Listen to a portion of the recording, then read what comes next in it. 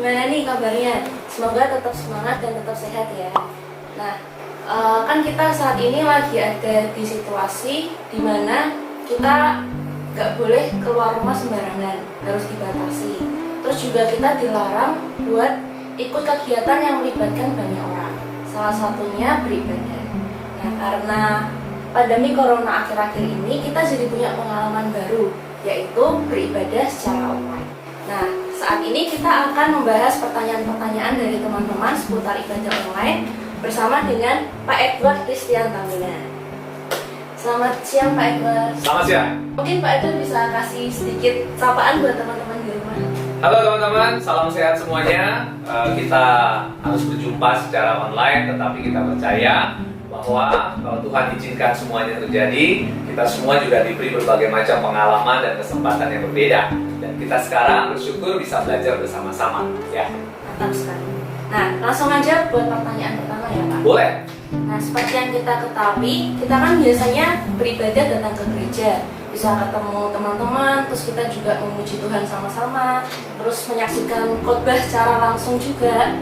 Tapi dalam kondisi ini kita ibadah cuma di rumah aja, terus tinggal nyalain YouTube, streaming ibadah gitu. Nah, pasti nggak sedikit di antara kita yang mempertanyakan, Pak, sebenarnya ibadah itu apa sih? Apakah dengan kita cuma di rumah aja terus nonton YouTube itu bisa disebut ibadah juga? Ya, saya mulai dulu dari apa yang disebut ibadah itu ya.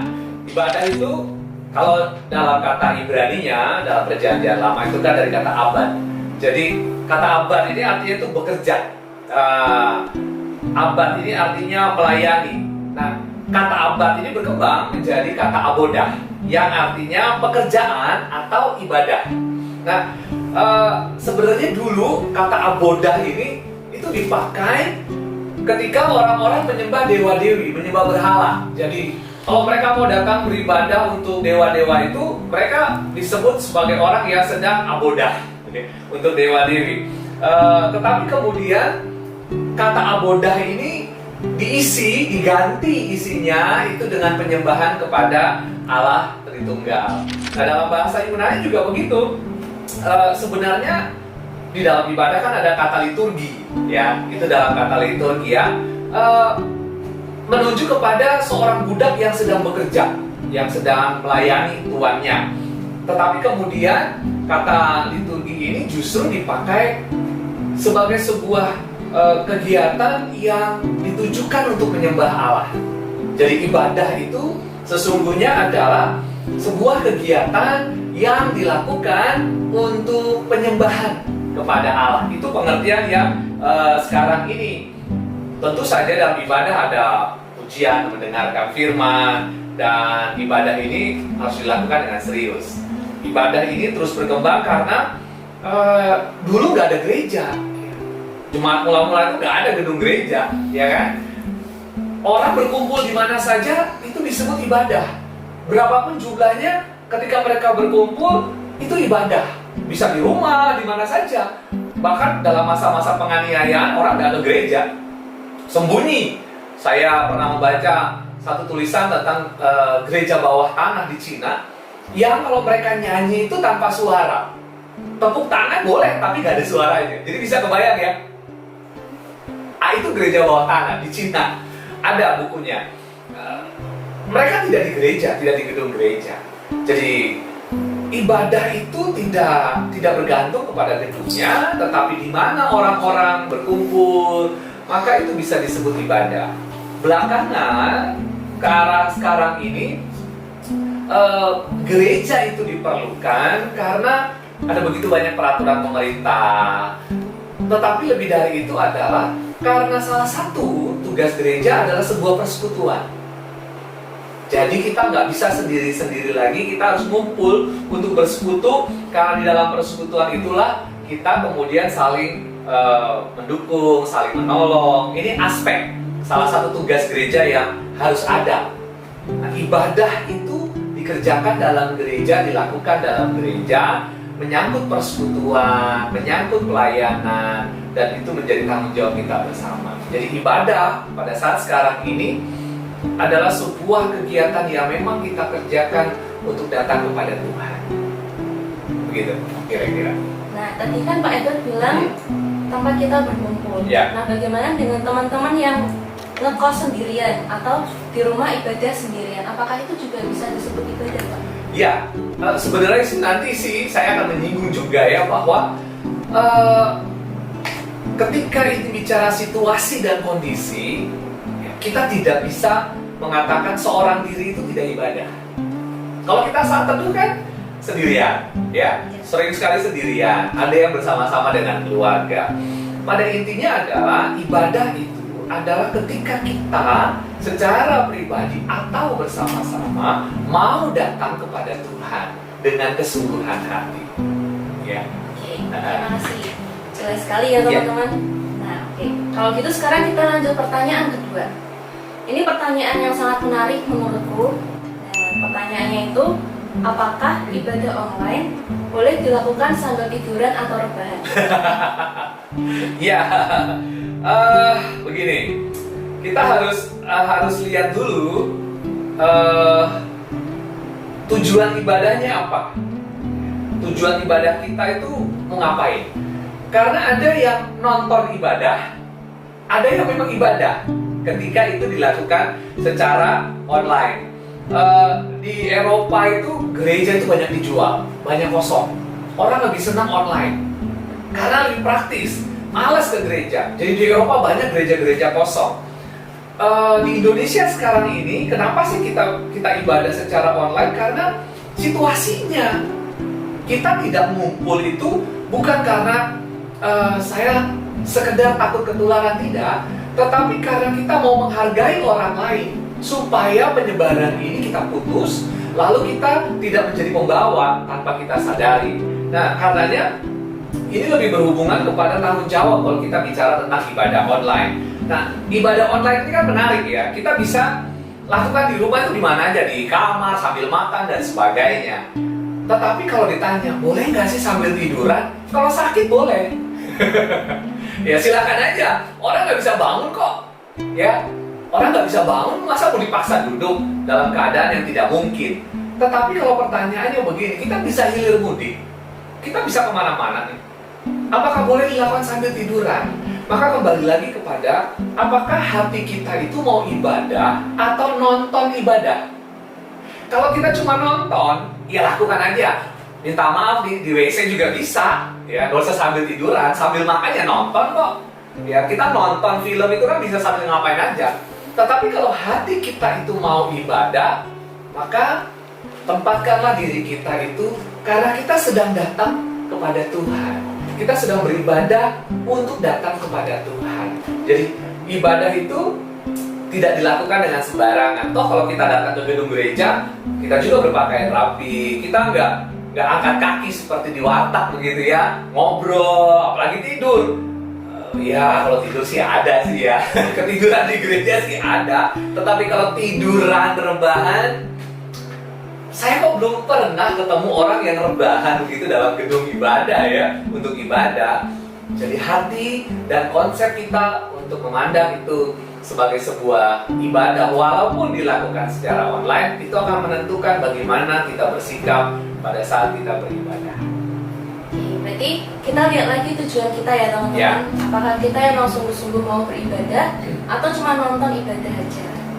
Oke, sekarang kita lanjut ke pertanyaan ketiga. Ini juga pertanyaan yang sangat bagus dan mungkin mewakili isi hati dari teman-teman remaja dan juga teman-teman KDMU. Nah, pertanyaannya itu, apakah lagu-lagu dalam ibadah online sesekali boleh diganti dengan lagu kontemporer seperti yang biasa GKI beringin lakukan saat ibadah sore? Ya, kita bicara tentang liturgi itu sendiri ya. Harus diakui liturgi GKI beda dengan kalangan kita sebut Pentakosta baru. Pentakosta baru itu karismatik. Ya, kok beda ya? GKI, GKJ, GPIB, HKBP, dan beberapa gereja-gereja suku lainnya itu disebut gereja arus utama. Istilahnya begitu. Gereja arus utama ini kita sebut saja gereja tradisional lah, gitu ya. Karena dari gereja ini kemudian berkembang sehingga muncullah kalangan Pentakosta. Pentakosta berkembang lagi, ada Pentakosta baru. Jadi gereja semakin berkembang hari demi hari.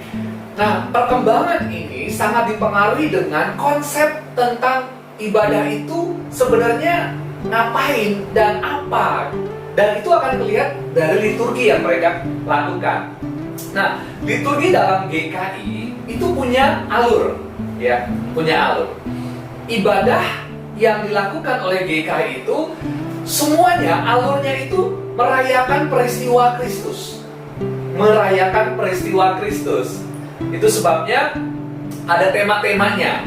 Namanya tahun liturgi. Kan suka mendengar Minggu Advent, Prapaskah, ada Minggu Kemuliaan Yesus. Itu kan merayakan itu namanya. Ya, merayakan Yesus. Dari sejak lahir, dari Advent, terus Natal, terus nanti sampai kepada Prapaskah, ya, kenaikan, turunnya Roh Kudus. Itu kan tahun-tahun gerejawi. Jadi kita itu merayakan. Ada alurnya, ada ceritanya. Lagu-lagu yang ada di KJ, NKB, PKJ, 3 buku ini, itu dibuat untuk melengkapi tahun gereja. Ya. Sehingga tidak sembarangan. Lagu-lagu ini disesuaikan dengan, oh sekarang Advent lagunya ini, oh ini Prapaskah lagunya ini, kenaikan lagunya ini. Jadi ada alurnya, nggak sembarangan. Sementara teman-teman dari kalangan Pentakosta baru, ya kalangan teman-teman karismatik misalnya, ibadah mereka, liturgi mereka itu bukan merayakan Kristus, tetapi ibadah itu dilihat sebagai sebuah sukacita karena sudah dimenangkan. Makanya lagunya itu kan semangat, ya. Bangkit, serukan nama Yesus. Wah, tepuk tangannya luar biasa. Ya, lompat-lompat, teriak-teriak. Kenapa? Karena gereja sedang merayakan sukacita. Namanya sukacita, ya jangan lemes-lemes dong. Ya.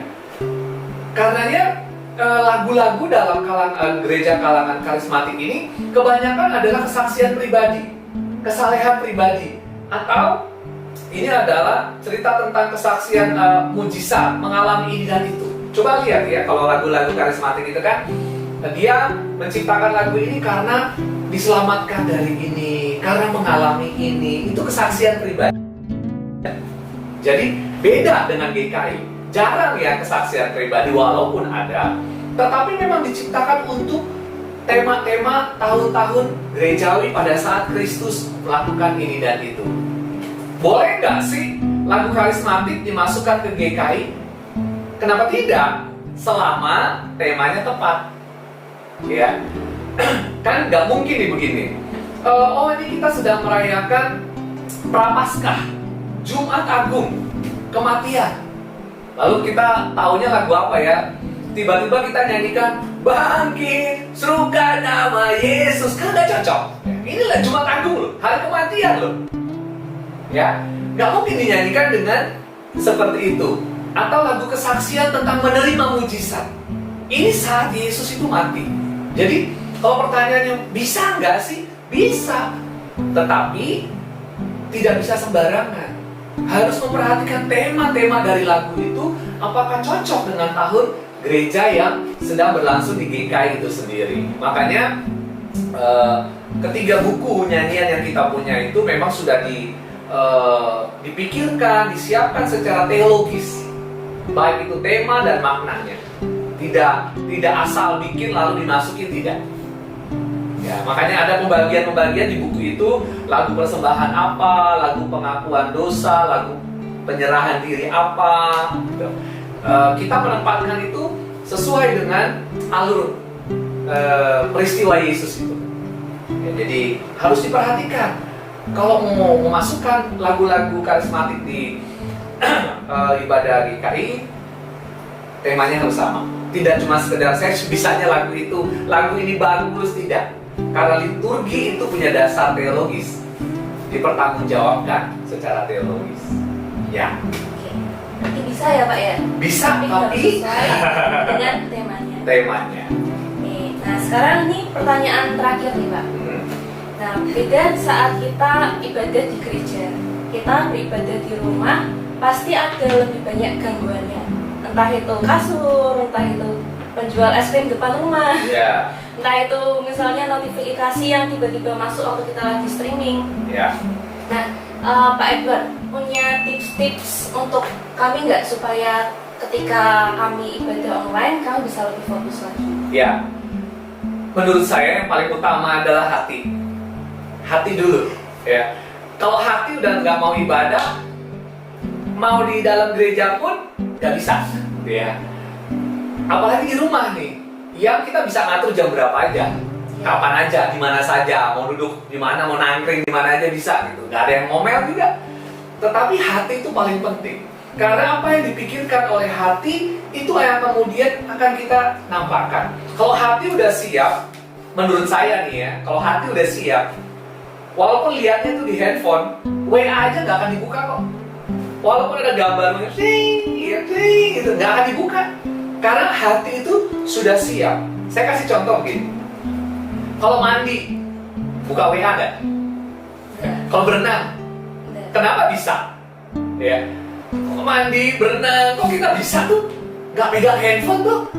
Tapi kenapa kalau lagi ibadah kayaknya handphone itu wajib dibuka dan dilihat dan diperhatikan gitu ya. Kita nggak punya waktu untuk melepas handphone kita. Atau kalau kita kedatangan tamu penting lah, entah siapa itu, kita kan nggak akan tuh di depannya tuh, ya Pak, ya Pak, enggak. Karena kita menghargai dia, hati dan pikiran kita tertuju kepada pertemuan ini. Demikian juga dengan ibadah. Dari tadi saya mengulang-ulang beda antara nonton ibadah dan beribadah secara online. Ini beda. Yang membedakan apa? Hati. Sama-sama bentuknya kok, tapi hati akan menunjukkan apa yang kita persiapkan. Nah, kalau hati ini sudah mau ibadah, sudah siap, ya ini tidak berdiri sendiri karena perlu didukung yang lain. Menurut saya, berpakaianlah yang sopan. Ya tidak harus bagus banget, tapi sopan.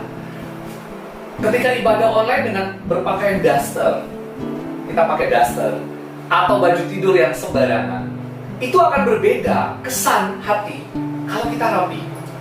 Setiap hari Minggu itu, kalau saya ibadah dengan keluarga, saya mewajibkan semuanya mandi. Harus mandi dulu dan gak ada yang pakai celana pendek.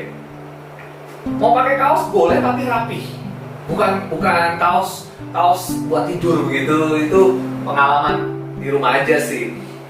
Selanjutnya adalah menentukan tempat.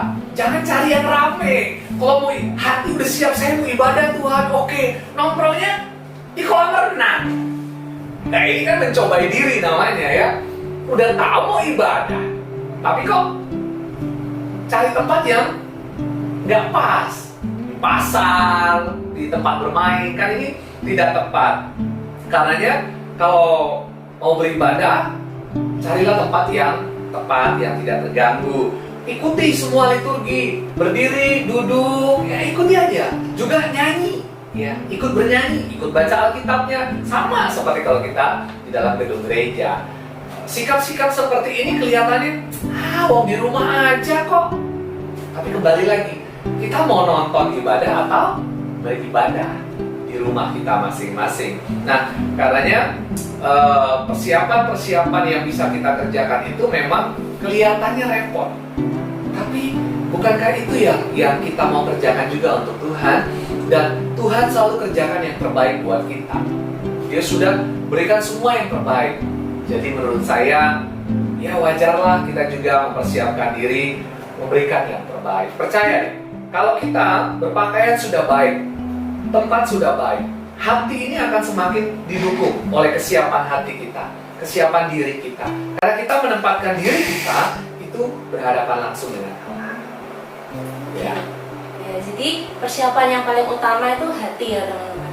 Terus juga sikap-sikap atau tindakan-tindakan yang menunjukkan kesungguhan hati kita itu.